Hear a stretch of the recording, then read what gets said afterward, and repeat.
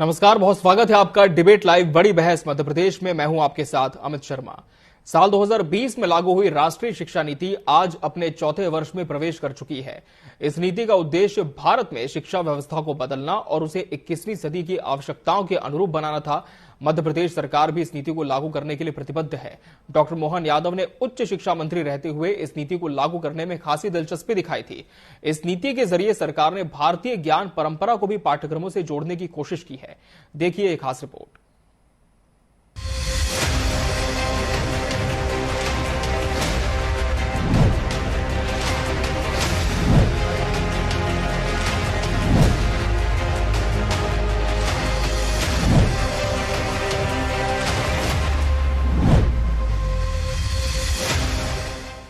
मध्य प्रदेश के मुख्यमंत्री डॉक्टर मोहन यादव का कहना है कि शिक्षा नीति के तहत कई नए विश्वविद्यालय और कॉलेज खोले गए हैं।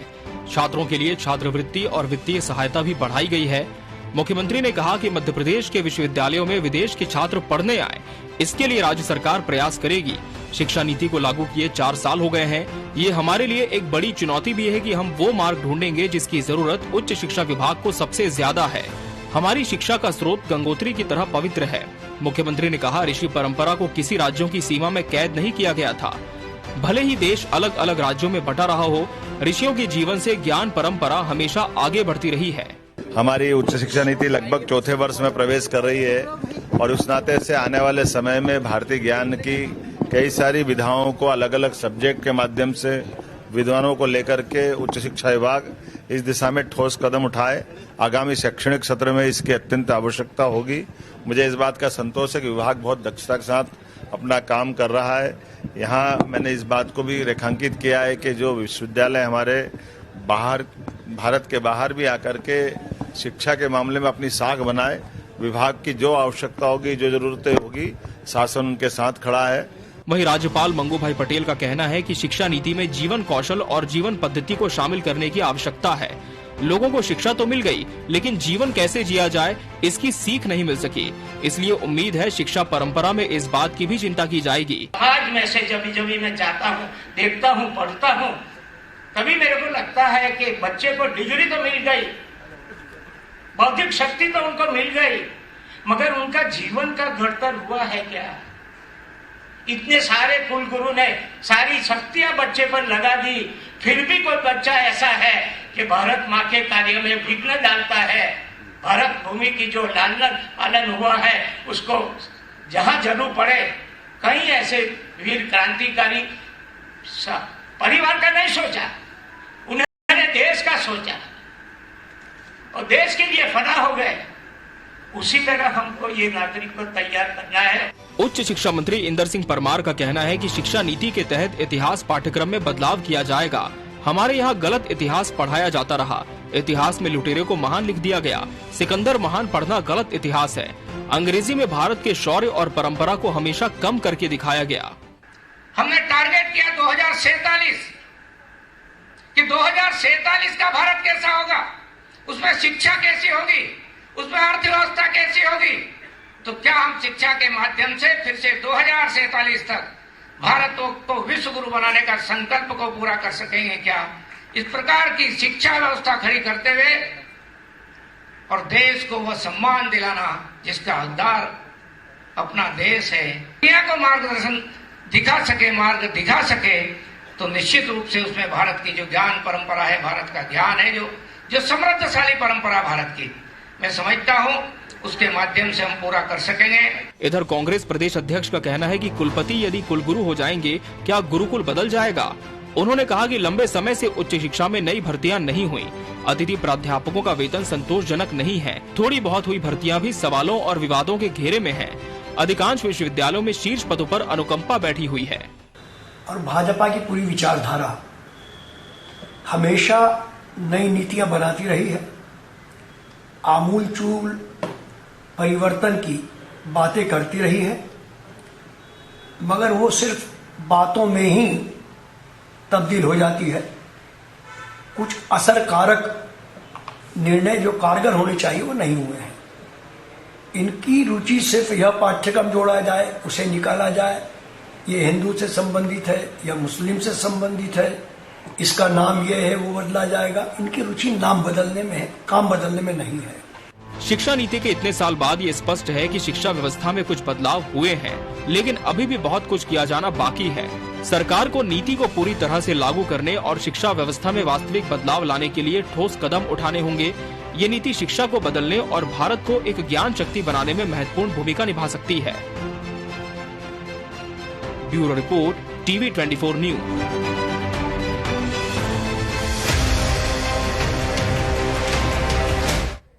तो चलिए चर्चा की शुरुआत करते हैं। इसके लिए हमारे साथ खास मेहमानों का पैनल भी जुड़ चुका है। सबसे पहले उनसे आपको रूबरू करा दें।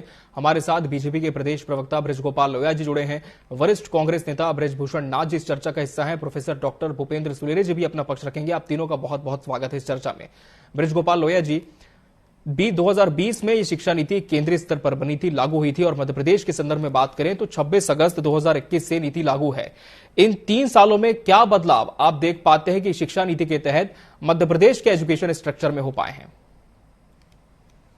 देखिए, पहले तो नई शिक्षा नीति आई क्यों थी? क्योंकि इस देश में एक शिक्षा पद्धति थी जो 19वीं शताब्दी में लागू हुई थी, जिसे मैकाले की शिक्षा पद्धति कहते थे, जो इसके लिए लाई गई थी कि किस तरह भारतीयता को खो दें।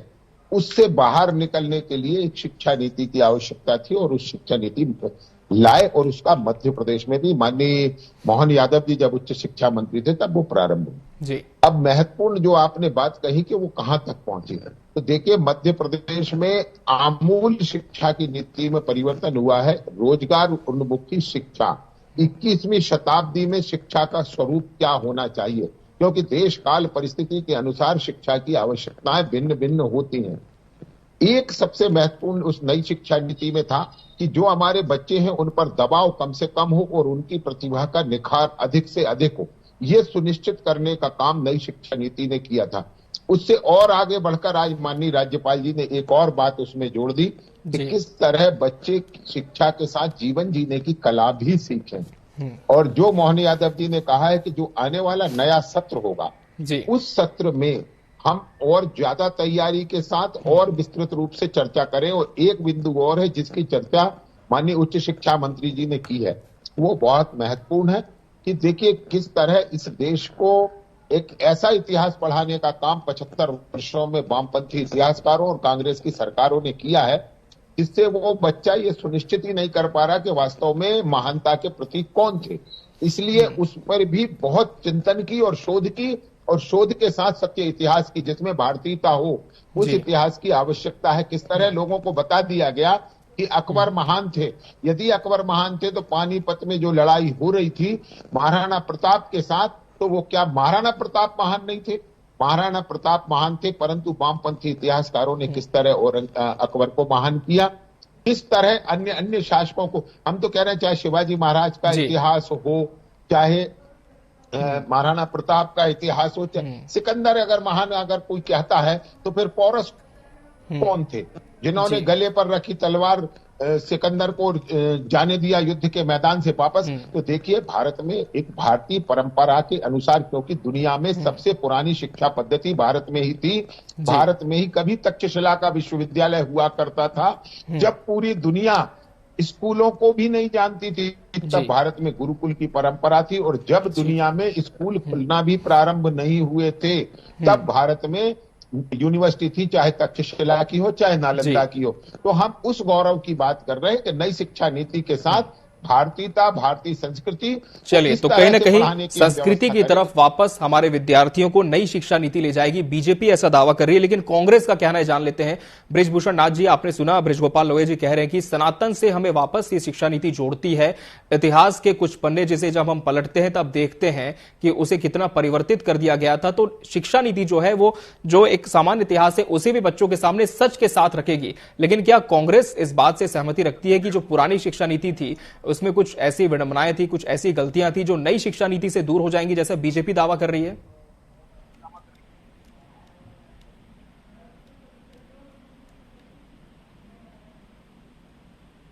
हेलो जी बृजभूषण जी, आपकी बात रखें।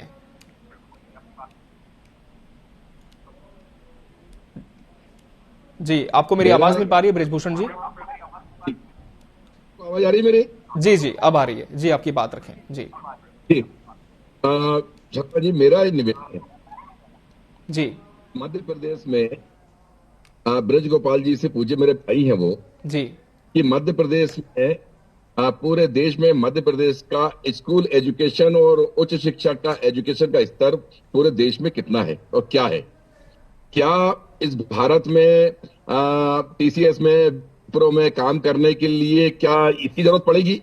आप ये देखिए कि पूरे देश की शिक्षा नीति के हिसाब से देखा जाए तो इंग्लिश मीडियम सबसे ज्यादा, ब्रज गोपाल जी के बच्चे भी इंग्लिश मीडियम में ही जाते होंगे, हिंदी मीडियम में नहीं जाते होंगे। तो आप, और नहीं है तो उनसे पूछिए कि आपके बच्चे क्या सरकारी स्कूल पढ़े हैं? मैं सोचता हूँ नहीं पढ़े होंगे उनके। ये कहने की बात है, टीवी में देखने की बात अलग लगती है, और जो हकीकत है वो कुछ और है। ये पूछिए कि जो आईआईटी है, आईआईएम है, मध्य प्रदेश का स्तर कौन सा है?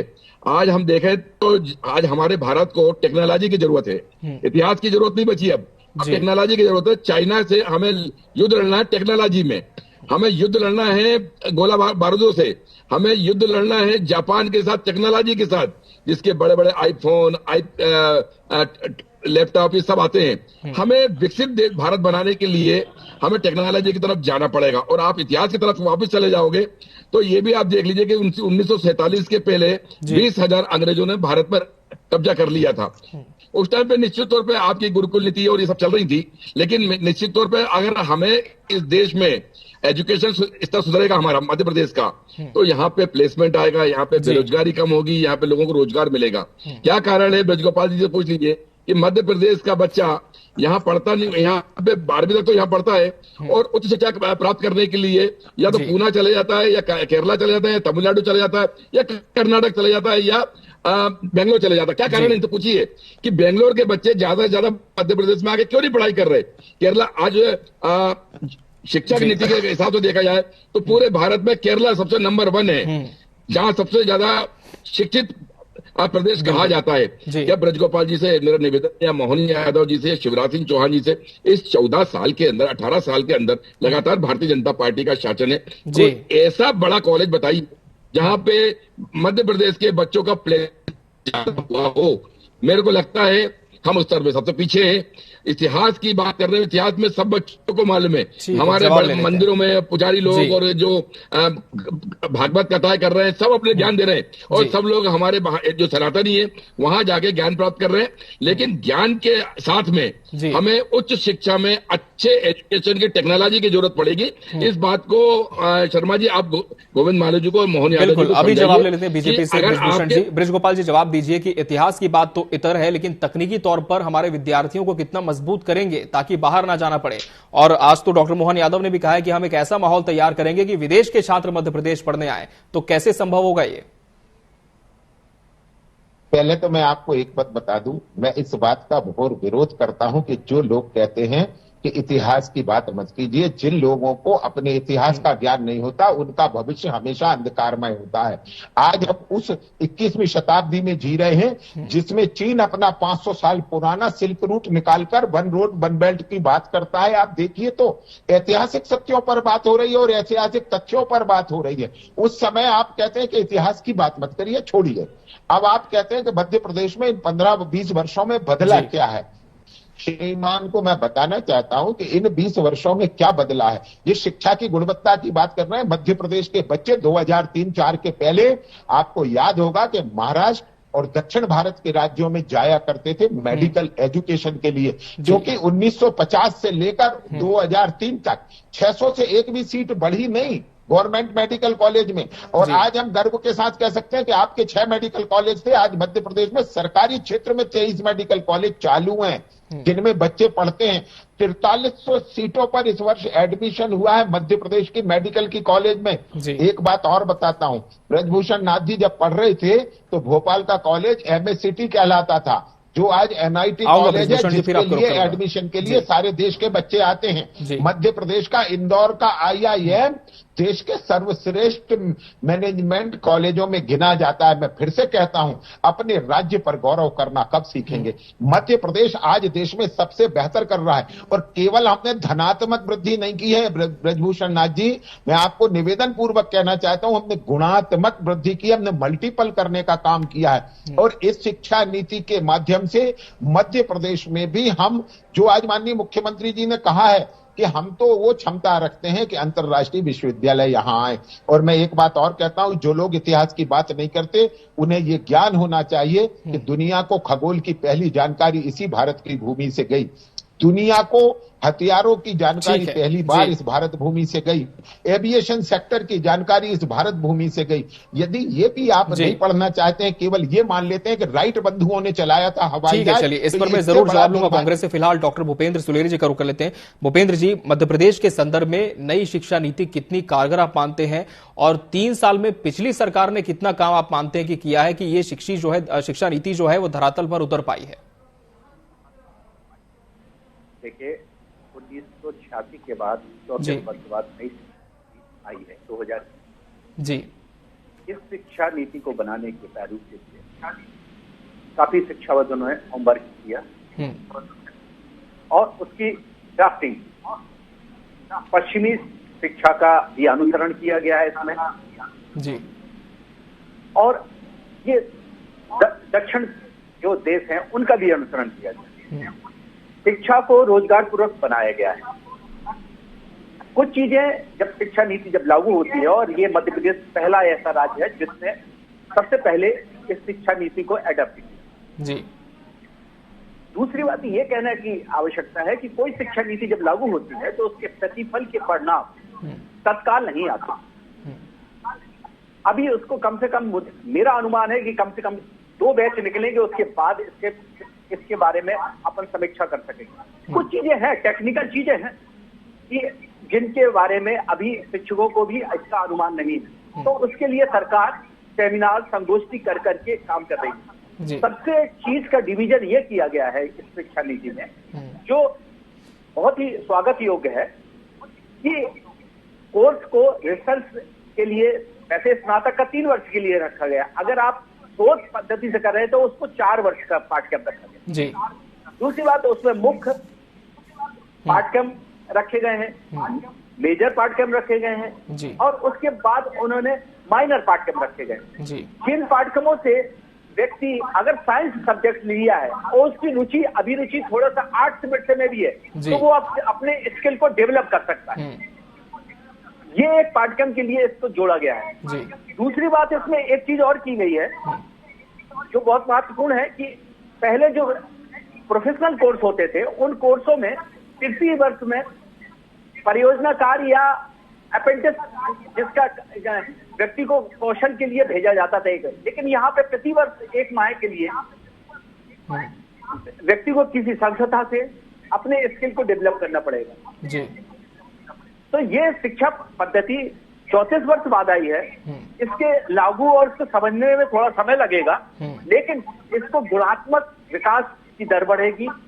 इसके लिए पुस्तकें अभी जिस हिसाब से सिलेबस अभी तृतीय वर्ष का बना हुआ है, और अभी ये परास्नातक में लागू नहीं हुई है, एमए पोस्ट ग्रेजुएशन में लागू नहीं हुई, सिर्फ स्नातक लेवल पे लागू हुई है। तो जब इसके परिणाम 2 वर्ष, जब 2 बैच निकल जाएंगे और इसके बैच निकलने के बाद इनका समीक्षा सरकार को करनी चाहिए, और समीक्षा करने के बाद इसको पोस्ट ग्रेजुएशन में भी लागू करनी चाहिए।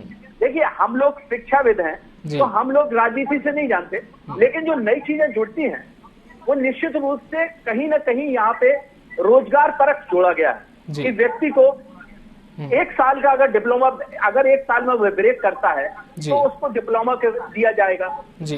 2 साल में अगर वो करता है तो उसको पोस्ट ग्रेजुएट डिप्लोमा, 3 साल में कर रहे तो डिग्री दी जा सकती, 4 साल में अगर करेगा तो उसको रिसर्च डिग्री दी जाएगी। तो ये जो पाठ्यक्रम है हर साल में उसको कुछ क्या करते थे बच्चे, पहले ब्रेक कर देते थे, बीए करते थे 1 साल में छोड़ देते थे कई बच्चे, लेकिन यहाँ पे इस शिक्षा पद्धति से उसको कुछ ना कुछ एक सर्टिफिकेट मिलेगा जो उसको आगे उसके कैरियर में काम आएगा। तो ये भी एक अच्छाई है। दूसरी बात, इसका जो लागू करने का जो शिक्षकों के बीच विद्यार्थियों के बीच में जो समन्वय का जो काम है, जो उसकी पॉलिसी समझने के मैटर है, जो तकनीकी उस तकनीकी में कहीं पे भी विरोधाभास है। उस विरोधाभास को दूर करने के लिए सरकार को ऐसे कॉलेज लेवल पर ऐसे एक्सपर्ट लोगों के साथ उसकी समीक्षा करनी चाहिए, जिससे इस शिक्षा नीति के जो भी विरोधाभास और जो तकनीकी जो कारक है वो दूर होंगे। ठीक है, इसका जवाब मैं जरूर लूंगा बृजगोपाल जी से, लेकिन फिलहाल वरिष्ठ कांग्रेस नेता बृजभूषण जी का रुख कर लेते हैं। बृजभूषण जी, क्या इस बात से सहमति रखते हैं कि थोड़ा समय लगेगा, लेकिन जब नीति पूरी तरह से लागू हो जाएगी तब एक कारगर तौर पर यह साबित होगी? और दूसरी बात यह कि जैसा कि डॉक्टर भूपेंद्र सुलेरी जी कह रहे हैं कि पुरानी शिक्षा नीति के बनिस्बत हम इस शिक्षा नीति को देखें तो ये ज्यादा रोजगार परक है। निश्चित तौर पर तभी इस पे देखिए आपकी मध्य प्रदेश के 52 जिले में लगभग 37 जिले ऐसे हैं जहां पे शिक्षा का स्तर, उच्च शिक्षा का स्तर बहुत खराब है। अगर ऐसा नहीं होता तो होशंगाबाद से भोपाल पढ़ने नहीं आते और इटारसी से लोग यहाँ पढ़ने नहीं आते। और इंदौर में ब्रजगोपाल जी, झाबुआ, अलीराजपुर, खरगोन, बड़वानी और आपका धार जिले के लोग यहाँ बच्चे वहां इंदौर पढ़ने आते हैं, क्योंकि आपका इंदौर में कोई कॉलेज उच्च स्तर का है नहीं। अलीराजपुर में कोई अच्छा बड़ा कॉलेज नहीं है, डिग्री कॉलेज, जिसकी वजह से बच्चे आपके अलीराजपुर में रह के वहां पढ़े, जहां पे आते हैं बच्चे इंदौर में हॉस्टलों में रहते हैं और दिन भर वहां पढ़ाई करते हैं, दिन भर ट्रैफिक पर जाम रहता है। तो मेरा कहने का मतलब, आप जो भी कर रहे हैं, शिक्षा के स्तर में गुणवत्ता आनी चाहिए जी। मध्य प्रदेश का कोई भी जिला उच्च शिक्षा में पीछे नहीं रहना चाहिए। ये काम जो भारतीय जनता पार्टी के जो शासन है और मध्य प्रदेश की जनता ने जिस विश्वास के साथ बिठाया है इनको, उसमें खरा उतरना चाहिए। अगर मध्य प्रदेश का कोई बच्चा मध्य प्रदेश छोड़कर दूसरी जगह शिक्षा लेने जा रहा है तो ये हमें शर्म की बात है। अगर मध्य प्रदेश के अलावा बाहर का बच्चा हमारे मध्य प्रदेश पढ़ने आता है, हमें इस बात का गर्व होता है कि यहाँ पे इकोनॉमी डेवलप होगी। ये तो शिक्षा व्यवस्था की बात होगी ओवरऑल, लेकिन नीति पे कितना आप सहमति रखते हैं? जी ब्रजगोपाल जी जो बात कर रहे थे जी, मध्य प्रदेश में आज की स्थिति ये है कि मनरेगा के कर्मचारियों को 4 महीने से वेतन नहीं मिला, पंचायतों में 4 महीने से वेतन नहीं है। तो इस शिक्षा का स्तर आप इसलिए नहीं करना चाहते हो कि मध्य प्रदेश में आप रोजगार ना दे पाओ।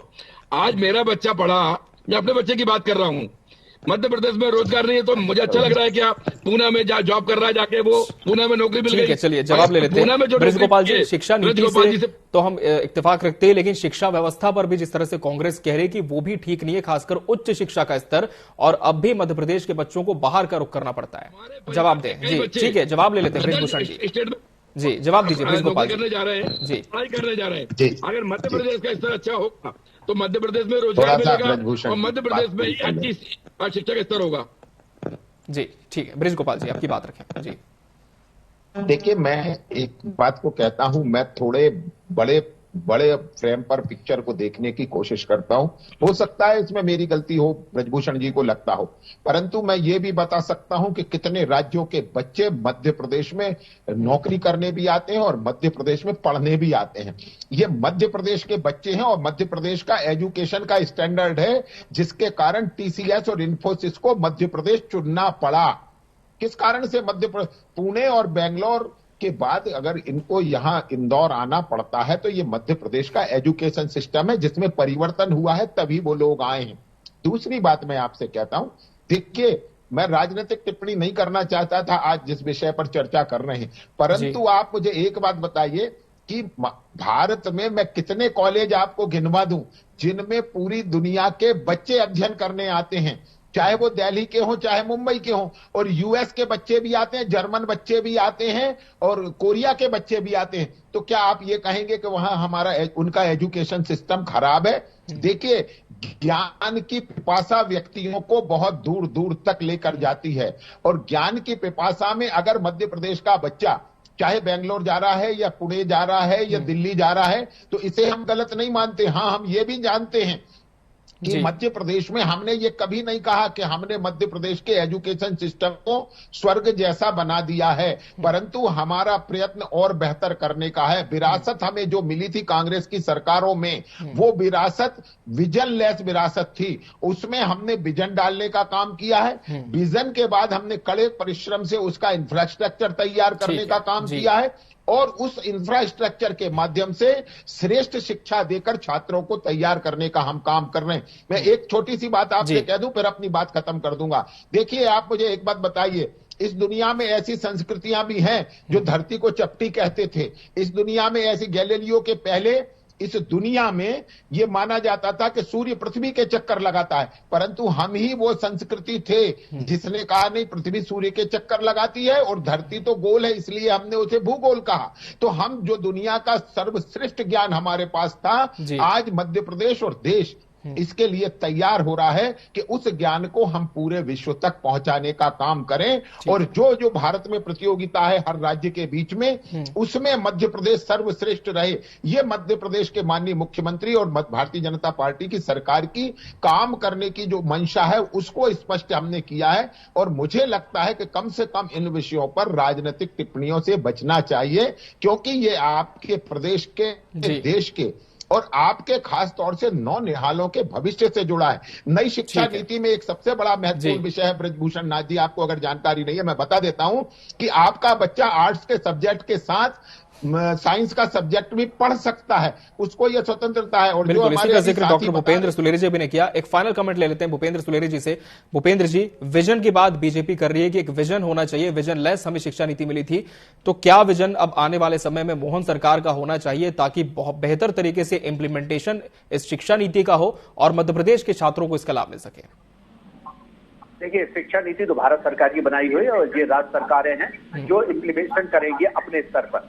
देखिए, ये राजनीति पार्टी है, राजनीति इनका काम है और वो ठीक है, कमी निकालना भी जरूरी है। लेकिन मेरा ये बहुत अच्छा, इसमें अच्छाई ये है कि कोई भी विषय का विद्यार्थी दूसरा विषय भी ले सकता है, साथ में अपनी दक्षता को साबित कर सकता है जी। दूसरी बात, इसमें जो टेक्निकल जो है, जो जॉब ओरिएंटेड सरकार का, मेरा जो मानना है कि जो नई शिक्षा नीति में ये सरकार का ये मानना था कि लोग लंबा ना पढ़ें और अपने हिसाब से अपनी क्षमता के अनुसार से ब्रेक करते हुए रोजगार से जुड़े। और इसके कारण उन्होंने इस तरह की ये पॉलिसी बनाई कि प्रथम वर्ष में उसको डिप्लोमा और इस तरह से किमसा हो उसको कुछ ना कुछ मिले, जिससे वह अपने रोजगार को सृजन करे। क्योंकि युवा देश की इकाई है और देश का संपत्ति है। अगर वह दक्ष नहीं होगा तो निश्चित रूप से देश विकास नहीं करेगा। ये किसी भी सरकार, कोई भी सरकार हो, ये इस चीज को समझती है कि युवाओं की पॉलिसी इस तरह से होनी चाहिए। दूसरी बात, स्वाभिमान व्यक्ति को अपने देश के प्रति, अपने कर्तव्यों के प्रति होना चाहिए, अपनी संस्कृति के प्रति भी होना चाहिए।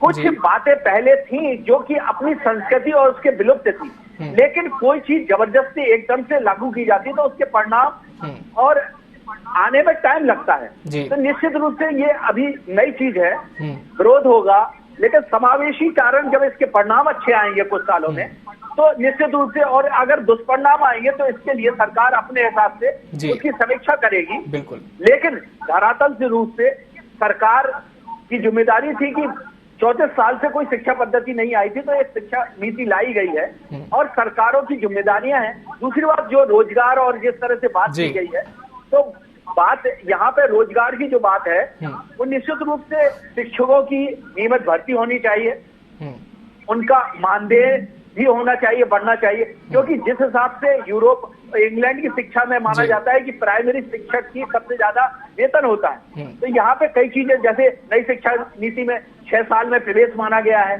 जो अपन 3 साल में बच्चे को कर देते थे, वो एक अच्छी पद्धति लाई गई। तो इसके साथ साथ जो शिक्षक और विद्यार्थी के बीच में एक आर्थिक जो उसका रोजगार है, उसके बीच में अगर उसका समन्वय नहीं रखा जाएगा, रेगुलर पोस्टें नहीं करी जाएंगी। बिल्कुल, और इन्हीं बातों की समीक्षा सरकार को भी करनी होगी ताकि न सिर्फ बच्चे बल्कि जो शिक्षक हैं उनकी भी बेहतरी हो सके इस पूरी नीति के तहत। बहरहाल, अब तीनों मेहमानों का बहुत बहुत शुक्रिया हमसे इस डिबेट में जुड़ने के लिए और इसका हिस्सा बनने के लिए आपका बहुत धन्यवाद। इसी के साथ बड़ी बहस डिबेट लाइव मध्य प्रदेश में आज के लिए फिलहाल इतना ही। मुझे और मेरी टीम को दीजिए इजाजत। नमस्कार।